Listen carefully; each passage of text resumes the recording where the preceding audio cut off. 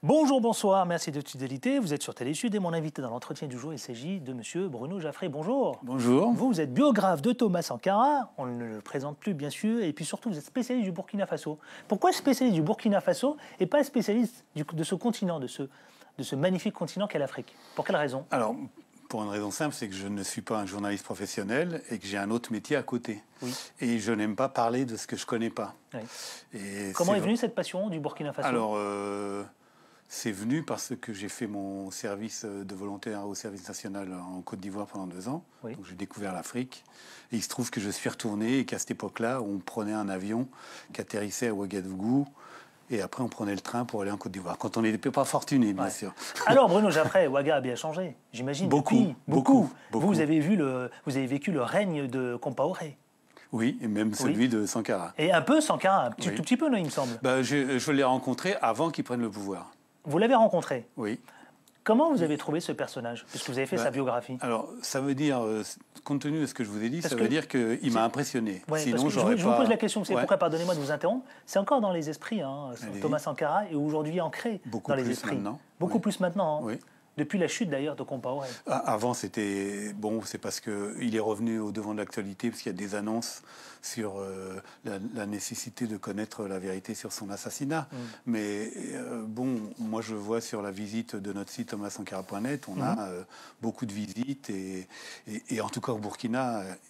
Il y a eu une période très difficile après son assassinat, où il y a une chape de plomb qui s'est renfermée sur le pays. Ses amis étaient en prison ou en fuite et il était tabou d'en parler. Ouais. Et mais Bruno Jaffray, je vous ai interrompu. Allez-y. Vous commenciez à nous parler du personnage Sankara. Alors, la rencontre avec Sankara. Non, la rencontre, c'est... Je ne vais pas tout vous raconter, mais disons que j'ai réussi à la rencontrer par des connaissances parce qu'un hebdomadaire m'avait demandé de la rencontrer. Et moi, je ne connaissais pas beaucoup ce pays. Je connaissais la Côte d'Ivoire, qui était la Côte d'Ivoire de Houphouët-Boigny. Le grand Houphouët-Boigny. Enfin, moi, je ne dirais pas aussi grand, mais qui était un pays qui était aussi sous une chape de plomb. Je m'en étais rendu compte, ça serait long à vous expliquer. Et donc, c'était quand même Abidjan, c'était la Suisse d'époque, hein, c'était la Suisse africaine. Moi, vous avez connu la Côte d'Ivoire, c'était... J'ai connu la Côte d'Ivoire. C'était l'un des pays qui était en pleine expansion. C'était un pays en développement, mais c'était un pays où on ne pouvait pas parler non plus. On n'était pas libre. Et ça, je l'ai ressenti parce que j'ai fait beaucoup d'efforts pour entrer en contact avec mes collègues ivoiriens, puisque j'étais dans un collège, et c'était très difficile parce qu'ils se méfiaient de nous.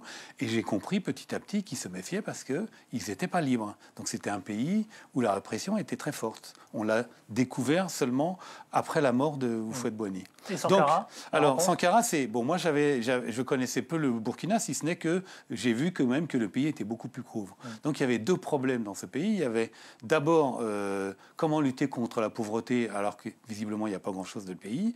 Et deuxièmement, il annonçait un discours révolutionnaire avec une espèce de méthodologie, et c'est un peu le tout qui m'a impressionné. Parce que moi, j'étais à cette époque-là, j'étais au Parti communiste français, j'étais envoyé par un hebdomadaire, donc on avait une lecture qui consistait à voir un peu où est-ce qu'était son idéologie. Mais ce qui m'a le plus impressionné, c'est pas ça, c'est son côté pédagogique. Il a annoncé en fait des choses qu'il allait faire. Des choses relativement simples, c'est-à-dire, nous sommes pauvres, on doit compter sur nos forces, on peut demander de l'aide si nécessaire, mais d'abord faisons ce qu'on peut faire. Et ça a commencé, le pays a commencé par un grand chantier de discussion, la mise en place de ce qu'on appelait le plan populaire de développement, où les gens effectivement étaient invités à se mettre ensemble, à exprimer des besoins, et tout de suite, au lieu de commencer à demander de l'argent pour le faire, à se mettre au travail et à faire des choses qu'ils pouvaient faire. Alors Bruno Jaffray, c'est là où ça devient intéressant. Que sait-on de l'assassinat concernant Sankara, Thomas Sankara? C'est-à-dire que vous l'avez rencontré, vous avez vécu des moments là-bas, hein, j'imagine, et vous avez senti des choses. J'ai travaillé là-bas pendant la Révolution. Qu'est-ce qu'on sait précisément je parle du sujet de l'assassinat. Qu'est-ce qu'on sait précisément? On sait beaucoup de choses, mais pas assez. Vous avez, vous, des éléments explosifs? Oui, j'ai des explosifs. Notamment, il y en a un qui est pointé du doigt. Je parle de Blaise Compaoré. Oui, alors bon, on sait quand même un certain nombre de choses. Simplement, il n'y a pas de vérité historique établie. Pour l'instant, on a des gens qui parlent, on a des gens qui ont enquêté, etc. Donc, qu'est-ce qu'on sait? On sait d'abord que ça signe une alliance entre Kadhafi, Houphouët-Boigny, Blaise Compaoré et surtout Charles Taylor. Ça, on le sait, parce que 2 ans après, il y a la guerre qui est en base arrière les Français pour des raisons géopolitiques sur lesquelles je ne vais pas m'étendre. Effectivement, 2 ans après, Charles Taylor attaque le Libéria et prend le pouvoir, etc. Et il a été entraîné en partie par Kadhafi et en partie au Burkina Faso. Il y avait des camps d'entraînement. Voilà ce qu'on sait. Maintenant, il y a d'autres éléments, puisqu'il y a des témoignages qui mettent en cause la France et la CIA. C'est que Sankara était un exemple que les puissances occidentales ne voulaient pas voir suivre dans la région. Et donc il était devenu dangereux, d'abord parce que les réussites, il y avait des problèmes, hein, c'est une révolution, il y a des gens qui sont emprisonnés, etc. Mais le pays était au travail, les résultats commençaient à venir, et tout le monde regardait ce pays en disant, mais finalement, il renversait les choses. L'Afrique est habituée à demander de l'argent pour faire quelque chose. Là, il y avait un renversement. C'est nous qui décidons. Si vous ne voulez pas nous donner de l'argent, on va se débrouiller sans vous, mais on tient à notre modèle de développement. Sa famille, son entourage, vous savez, l'entourage de la famille de Sankara, ils disent, sous Blaise, on était surveillés. Sous Blaise Compaoré, on était surveillés. Ils disent ça, ils disent... C'est bien fait. Ça n'a jamais été le cas depuis 1987, hein, se désole Valentin. Je ne sais pas si vous connaissez. Si, Valentin, c'est un petit frère. Il vit exactement, un jeune frère.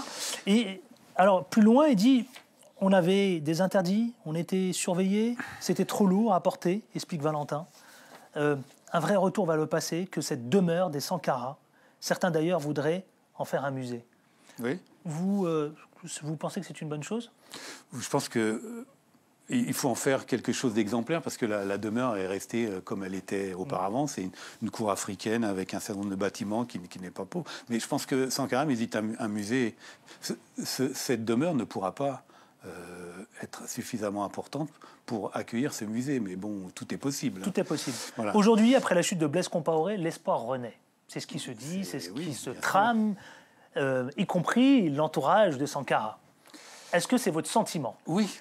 Alors, bon, là, il faudra pouvoir en parler longuement.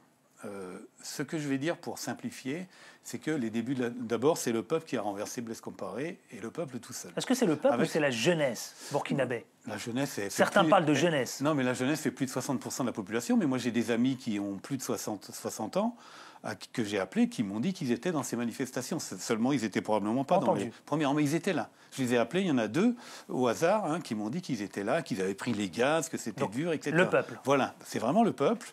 Et il y a eu quand même un mouvement qui date depuis pas mal d'années, en particulier depuis que Blaise Compaoré a décidé de vouloir se représenter et que l'opposition s'est unie. Ça a créé une dynamique dans laquelle est rentrée une bonne partie du parti de Blaise Compaoré, ce qui l'a beaucoup affaibli.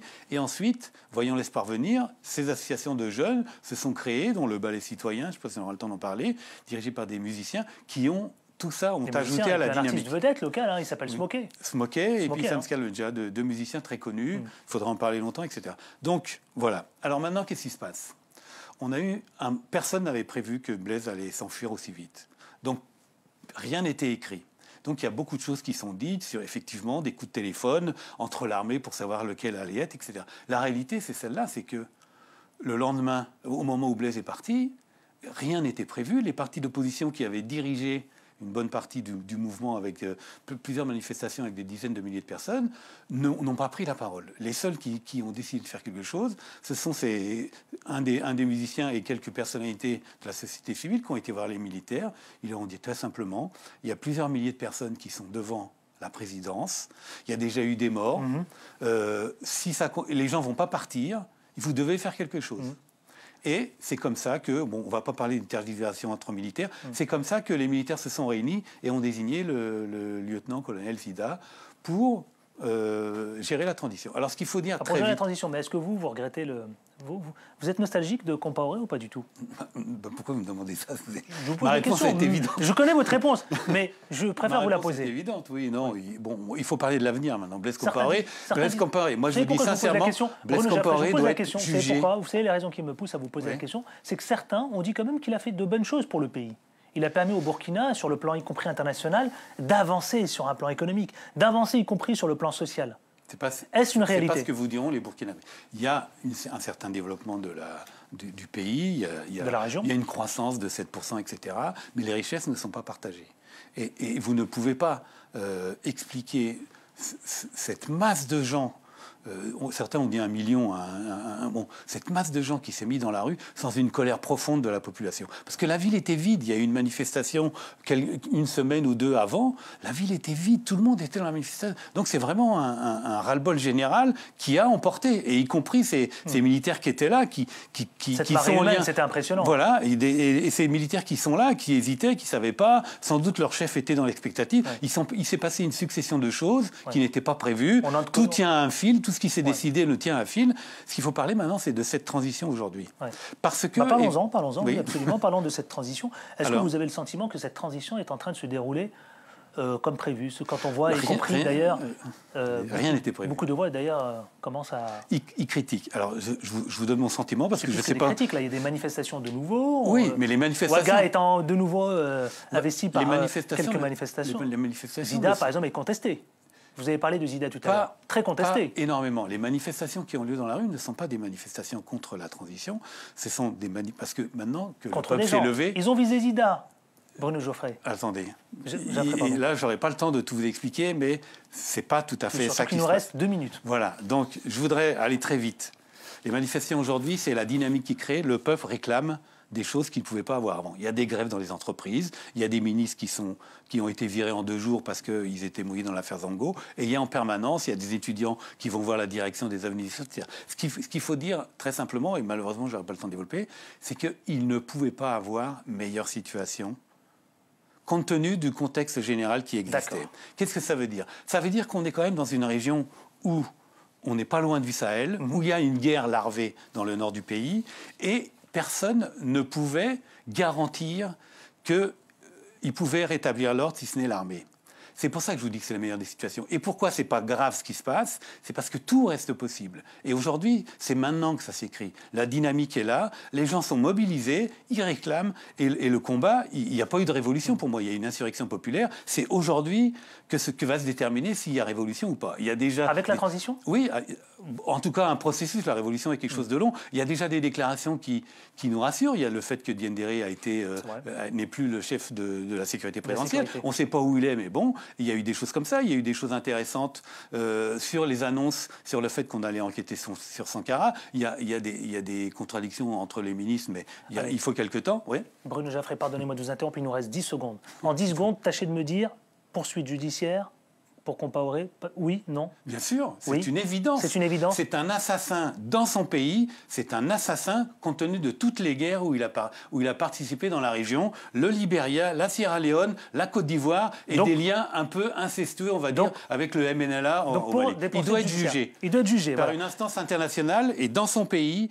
pour tous les crimes qu'il a commis dans son pays. Bruno Geoffrey, biographe de Thomas Sankara et le spécialiste du Burkina Faso. Merci infiniment. Tellement passionnant qu'on a envie de passer 1 heure avec vous. Mais vous reviendrez absolument, bien sûr. Allez, à demain pour un autre invité. Restez fidèles à Télésud. Ciao, ciao.